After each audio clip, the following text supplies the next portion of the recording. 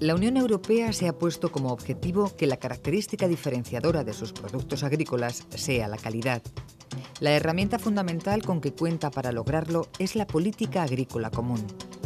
El desarrollo de esta política agrícola, desde sus orígenes hasta la actualidad, ha evolucionado de una agricultura extensiva y poco respetuosa con el medio ambiente a una agricultura sostenible. La agricultura sostenible produce alimentos de calidad y se intenta que sea capaz no solo de satisfacer la demanda del mercado interno de la Unión, sino que también sea merecedora de reconocimiento en los mercados internacionales. Debido a las últimas reformas de la política agrícola, las ayudas comunitarias al sector se condicionan a una cláusula de respeto del medio ambiente y a la práctica de una agricultura sostenible. Entre las causas que justificaron o que motivaron la última de las reformas de la política agrícola común se encuentran, entre otras, tres que yo considero fundamentales. La primera de ellas es la consolidación, por fin, de un concepto como es la agricultura sostenible, es decir, aquella agricultura que va a producir unos alimentos de calidad respetando los recursos naturales tanto presentes como de generaciones futuras. En segundo lugar, segundo punto importante que yo creo que motivó o que justificó esta reforma de la política agrícola común, es la incorporación, la adhesión de los nuevos países del este europeo, ¿no?, a la Unión Europea, con toda su incorporación, ¿no?, y la necesaria, por tanto, adaptación de su modelo de agricultura a las exigencias de la política agrícola común. Y en tercer lugar, el tercer punto importante que yo considero también es la incidencia que tienen las distintas rondas de la Organización Mundial de Comercio en el comercio de productos agrícolas. Tengamos en cuenta que la Unión Europea es el primer importador de productos agrícolas del mundo y es el segundo exportador después de Estados Unidos, ¿no?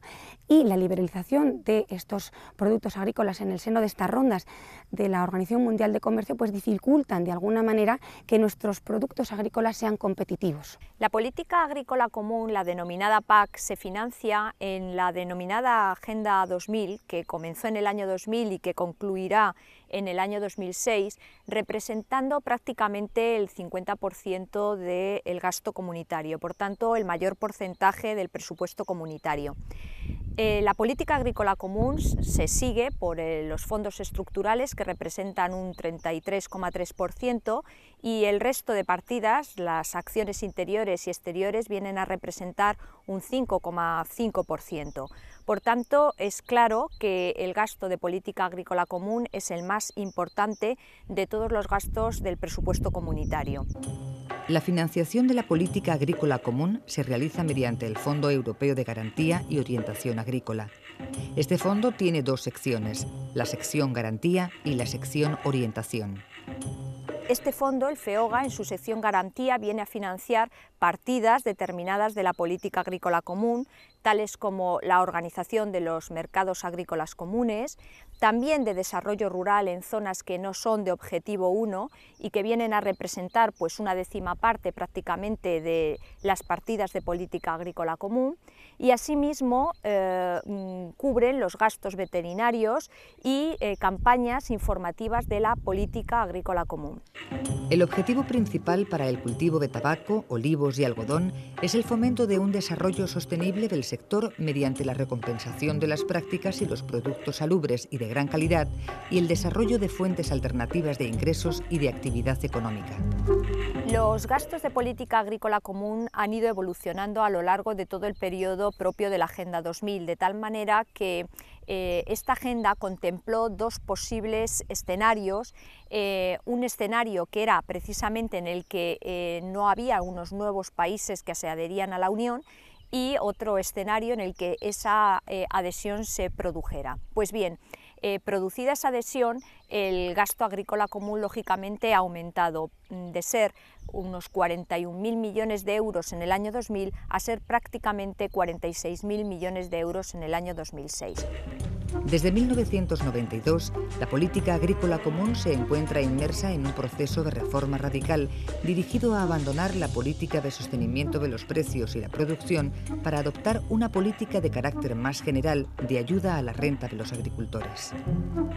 Un asunto que interesa muchísimo a todo el sector, sin lugar a dudas, es que la política agrícola común, de forma progresiva, se va integrando con otras políticas comunitarias, tales como el medio ambiente como la propia ordenación territorial, de tal forma que en su día las ayudas comunitarias al sector no estaban condicionadas a nada y hoy por hoy, sin embargo, están condicionadas a una buena aplicación de prácticas por parte de los empresarios beneficiarios. Es lo que hoy por hoy se denomina la ecocondicionalidad, que supone que el empresario del sector agrícola, si quiere resultar beneficiario de las ayudas del sector, tiene que ser respetuoso con el medio ambiente, de tal manera que los estados deben favorecer la recuperación de los suelos, de los hábitats, de los paisajes, para que ese uso económico que supone la agricultura no sea perjudicial para estas otras políticas. La reforma de la política agrícola encarada en el año 2003 apunta a incrementar la competitividad, adecuarse a la demanda y respetar el medio ambiente. Uno de los sectores agrícolas más importantes para España es el del olivo. Para este sector, las normas básicas y las ayudas han sufrido modificaciones en los últimos años. Las ayudas que otorga este primer reglamento al sector del olivar están condicionadas al cumplimiento por parte de los productores de determinados requerimientos medioambientales, de protección del medio ambiente y de protección también de lo que es la naturaleza, y para producir también con una determinada calidad, ¿no? En segundo lugar, el segundo de los reglamentos importantes es otro reglamento del Consejo, el 865 del año 2004, que regula la Organización Común de Mercados del aceite de oliva y aceitunas de mesa, desligado del que era anteriormente de materias grasas, ¿no? En este caso, esta Organización Común de Mercados va a regular aspectos tan importantes como cuándo empieza la campaña de comercialización del aceite de oliva, que empieza el 1 de julio y termina el 31 de junio del año siguiente. Establece también las definiciones y designaciones de aceites de oliva, si se trata de aceites de oliva vírgenes extras, si se trata de aceites de oliva vírgenes, orujos, lampantes, refinados, etc. Y en función de esas designaciones o definiciones va a establecer cuáles son las calificaciones de la calidad de este aceite de oliva. La normativa comunitaria también establece las normas de envasado y etiquetado y las normas de comercialización de los productos de este sector agrícola. Actualmente nos encontramos con una situación en España en que la producción de aceites de oliva vírgenes es de alrededor de un 80%, mientras que el consumo está alrededor del 27%. Esto se debe básicamente a dos aspectos. Por una parte, la escasa formación por parte de los consumidores del producto, y por otra parte también la poca promoción y publicidad que se está haciendo de los mismos. La Unión Europea domina la producción mundial del aceite de oliva. Un 44% de la superficie europea de olivares se encuentra en España. Italia y Grecia son otros importantes productores europeos. Fuera de las fronteras de la Unión, otros grandes productores son Túnez, Turquía, Siria y Marruecos, que juntos representan un 20% de la producción mundial. La comercialización del producto debe respetar determinadas características si se desea alcanzar el éxito. En cuanto a los factores para una correcta comercialización del aceite de oliva, en primer lugar tenemos todo lo que está relacionado con el packaging del producto. Por una parte, lo que es la marca del producto, en cuanto a lo que significa esa marca y las connotaciones que tiene. En segundo lugar, tendríamos lo que es el envase, es decir, qué formato vamos a elegir, qué tamaño, qué color de botella, si vamos a coger una que sea oscura o una que sea transparente.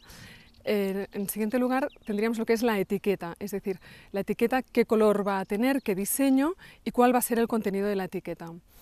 En cuarto lugar tendríamos lo que es el dosificador y el tapón o cierre de la botella. Ahí también tenemos que tomar una decisión sobre cuál es la óptima. Y para terminar, lo que sería la certificación del producto. En este sentido, pues si por ejemplo el aceite pertenece a una denominación de origen en concreto, pues deberíamos de tener el sello de la denominación de origen, o bien si ha pasado un panel de cata, pues tener la certificación del panel de cata. Tan importante es producir un buen aceite de oliva como saber venderlo. Por ello, otro de los factores a tener en cuenta para la correcta comercialización es la profesionalidad de los vendedores. Estos deben saber transmitir al consumidor las cualidades del producto. Para conseguir un incremento en las ventas dentro de lo que es el mercado nacional, hay tres aspectos que son fundamentales.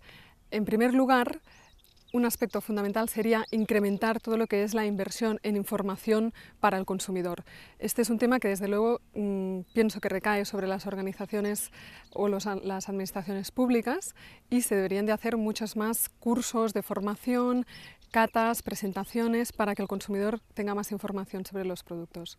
En segundo lugar, estaría toda la parte de formación más específica para aquellos consumidores más avanzados y que quieren profundizar en el tema. Y en este sentido, pues deberían de realizarse no solo presentaciones, sino también seminarios específicos, y también desde las universidades. Y por último estaría lo que es toda la parte más de la promoción y publicidad del producto. En este sentido sí que es una responsabilidad que recae más sobre las empresas privadas, el hecho de tener que hacer pues, campañas de promoción o campañas de publicidad para que el consumidor conozca y diferencie lo que es un aceite de oliva virgen extra de otros aceites que se va a encontrar en el mercado. De nada habría valido obtener ayudas al sector, de nada habría valido obtener un aceite de oliva virgen extra de muchísima calidad si no somos capaces de transmitir esa calidad al consumidor, si no somos capaces de venderlo, si no somos capaces de hacer un buen marketing, ¿no? Esa calidad tiene que conocer el consumidor para que esté dispuesto a pagar esa diferencia de precio y por tanto para que podamos ser en definitiva competitivos en los mercados internacionales. Para producir un buen aceite de oliva influyen principalmente dos tipos de factores. Uno es el proceso llevado a cabo para hacer el aceite. El otro es el área donde se cultiva el olivo. El secreto para producir un buen aceite es saber que el aceite que contiene la aceituna cuando ésta se encuentra en el árbol es el mejor aceite. No existe ningún proceso que pueda mejorar la calidad de este aceite, entonces solamente podemos optar a conservarlo y mantenerlo en el tiempo, tanto en el proceso de elaboración, la recolección, el proceso de elaboración y luego su posterior conservación. Para hacer esto, ¿qué es lo que podemos hacer? Pues tenemos que tratar de hacer el aceite lo más rápidamente posible. ¿Qué es lo que nos permite hacer esto? Pues el hecho de que nosotros tengamos la almazara situada en el propio olivar, con lo cual la aceituna que se recoge se transporta rápidamente a la almazara. ¿Cómo lo podemos hacer para que sea este proceso lo más rápido posible? Es tener cierta tecnología como la que tenemos aquí, esta máquina, que nos permite recolectar la aceituna muy rápidamente cuando ésta se encuentra en su estado óptimo de maduración, conducirla rápidamente a la propia almazara y ahí transportarla a lo que es el interior de la misma, donde se muele, se bate, se centrifuga y ya tenemos este aceite extraído. En total, este proceso, ¿cuánto puede durar? Pues unos 45 minutos, desde que la aceituna está en el propio árbol hasta que en la boca de la última máquina sale ya el aceite elaborado. La actualización de las maquinarias agrícolas es constante. Su funcionamiento se perfecciona día a día, haciéndolas más eficaces en el desarrollo de la tarea. Esta máquina lo que es una especie de variador automático. La máquina pasa por encima de los árboles y dentro hay un sistema de varas que golpean rápidamente las ramas del árbol, con lo cual al zarandearlo conseguimos que el fruto caiga y se recoge por la parte inferior de la máquina, se eleva mediante una cinta transportadora a unas tolvas que tiene la máquina en los laterales y ahí se va almacenando hasta que rápidamente un tractor viene a recogerlo, siempre en pequeños volúmenes para evitar que el fruto se agolpee, se amontone y con mucha frecuencia para que el fruto se pueda procesar lo más rápidamente posible, como he comentado antes. Existe un área geográfica privilegiada para este tipo de cultivo. El clima y el suelo del área mediterránea son señalados por los expertos como los ideales para el buen desarrollo de los olivos. En el área mediterránea hace un clima especial y la secuencia de frío-calor es una secuencia dada. Esa secuencia de frío-calor no se repite en ninguna otra parte del mundo. Entonces tenemos que ahora mismo hay aceites australianos, aceites chilenos, aceites de California. Y son aceites que son completamente diferentes a los mediterráneos. Y generalmente también el tipo de suelo influye mucho, porque en área mediterránea el suelo suele tener mucha más caliza. Y en los otros suelos, sobre todo de América y de Australia, son suelos muy ácidos, que están casi en el límite de acidez del olivo, y esto produce que no tengan aromas y que no se produzcan aceites duraderos, porque la composición química, el tipo de suelo influye mucho en la composición química. Los aceites son diferentes dependiendo de la diversidad de olivo que se utilice para producirlos. De este modo hay aceites monovarietales y aceites que son producto de la mezcla procedente de diversas variedades de olivos. España es uno de los países en donde se producen aceites varietales. Para lograrlos se debe actuar de manera muy rigurosa. Un aceite monovarietal es aquel que proviene de una sola variedad de olivo. Los olivos son parecidos en esto a las vides. Ahí tenemos vides que son de merlot, de tempranillo, de muchos tipos, que producen diferentes tipos de vino. En el aceite pasa lo mismo, aunque todavía la cultura del aceite no ha llegado lo mismo que la cultura de vino al gran público. Generalmente los aceites son de varias variedades, porque hacer un aceite monovarietal es muy difícil. Un aceite monovarietal, para poderlo hacer, hay que hacerlo perfectamente, porque si no enseguida aparecen los defectos de las variedades. Un aceite monovarietal es un aceite que tiene ciertos aromas y ciertos sabores, y sin embargo le faltan otros. Entonces, o tiene completamente los aromas y los sabores propios de la variedad, o el aceite se queda cojo. Entonces lo que se hace generalmente son blends. La gran variedad de aceites de oliva existente es utilizada por los especialistas para generar diferentes tipos de platos. Los grandes cocineros, y nosotros tenemos muchos usuarios que son restaurantes con 1, 2 y 3 estrellas Michelin, no quieren blend, porque utilizan cada tipo de aceite para un plato. Por ejemplo, si están haciendo pasta, utilizan picudo. También utilizarán picudo si hacen un pescado blanco. Sin embargo, si hacen un pescado azul, necesitan un aceite más fuerte, que es el aceite hojiblanca. Si quieren hacer un postre, tienen que utilizar el local. Si utilizan otro tipo de aceite haciendo un postre, pues se estropearía el postre porque sabría aceite. Y si quieren hacer una ensalada verde, utilizarán arbequina. Si quieren hacer un arroz, también utilizarán arbequina, porque la arbequina es el mejor transmisor de sabores. Entonces, cuando hacemos un sofrito con arbequina, todos los sabores del sofrito pasan a la arbequina, y posteriormente, cuando echamos el arroz, los 20 minutos y hacemos el arroz, todos los sabores del sofrito pasan otra vez al arroz. Y esto es muy importante, y esto es una cosa que está empezando ahora en España. En definitiva, diría que de cualquier variedad que hay, tanto la ocal como la picudo, la hojiblanca, la arbequina y demás, todas aportan algo al plato que lo que hace es ensalzar el plato. Yo creo que cualquier cocinero que estudiemos eso premeditadamente y lo hagamos, hemos ganado en una cocina, de tener una cocina normal a tener una cocina de alta calidad solo por el aceite de oliva. Con eso creo que he dicho bastante, ¿no? Pero que es real, ¿no? No es una cuestión, pero siempre aceite de oliva virgen extra, que es el jugo de aceituna, es decir, porque también hay que cuidar, es decir, una botella negra, una botella como es debido, una botella que no le entre la luz, que no le entre el sol, que no la dé el calor, por supuesto, que no suba por encima de 20 y tantos grados, que la tengamos en un sitio adecuado. Y otra de las cosas es que tampoco la dé demasiado el frío, es decir, hay que compensarla, como el vino. El aceite de oliva hoy es como el gran vino, ¿eh? Hay que mantenerla en unas temperaturas entre 12 y 14 a los 20 grados aproximadamente, y obtendremos siempre una calidad pues superior en todos los sentidos. La agricultura sostenible constituye hoy en día el modelo de agricultura que se propone desarrollar la Unión Europea. El objetivo es producir alimentos sanos y abundantes sin menoscabar los recursos naturales de las generaciones venideras. Por este motivo, los pagos de las ayudas financieras están supeditados al cumplimiento de las disposiciones comunitarias en materia de medio ambiente, salubridad de los alimentos y a la condición de mantener las tierras en buen estado agronómico y ambiental. En esta línea de acción, los olivares tradicionales son valorados por su papel en la lucha contra la desertización y el fomento de la biodiversidad.